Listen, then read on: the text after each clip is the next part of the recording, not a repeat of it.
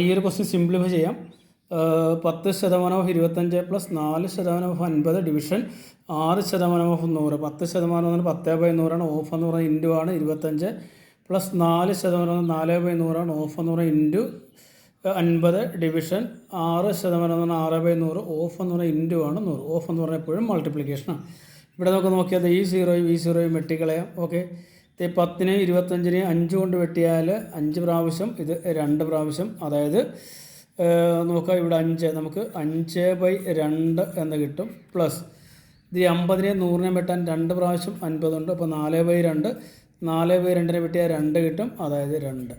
Okay, division ഈ 100നെയും വെട്ടാൻ നമുക്ക് 6 എന്ന് കിട്ടും. ഇതിന് നമുക്കൊന്ന് മിക്സ്ഡ് ഫ്രാക്ഷൻ ഒന്ന് മാറ്റിക്കഴിഞ്ഞാൽ തമ്മിൽ ഗുണിച്ചാൽ മതി. അതായത് 2 × 2 4 + 5 9/2 എന്ന് കിട്ടും. ഈ ഡിവിഷൻ നമുക്കൊന്ന് മൾട്ടിപ്ലിക്കേഷൻ ആയിക്കഴിഞ്ഞാൽ ഈ 6നെ നമുക്ക് വേണമെങ്കിൽ 6/1 എന്ന് എഴുതാം. ഈ ഡിവിഷൻ്റെ ചിഹ്നം മൾട്ടിപ്ലിക്കേഷൻ ആക്കി കഴിഞ്ഞാൽ നമുക്ക് ഈ 6/1നെ 1/6 എന്ന് എഴുതാനായിട്ട് പറ്റും. ഈ 6നെയും 9നെയും കൂടെ 3യുടെ ടേബിളിൽ വിട്ടാൽ 3 ടൈംസ്, ഇത് 2 ടൈംസ്. അതായത് 3 × 1 എന്ന് പറയുന്നത് 3 ആണ്, 2 × 2 എന്ന് പറയുന്നത് 4 ആണ്. നമുക്ക് 3/4 എന്ന ആൻസർ കിട്ടും. ഓക്കെ.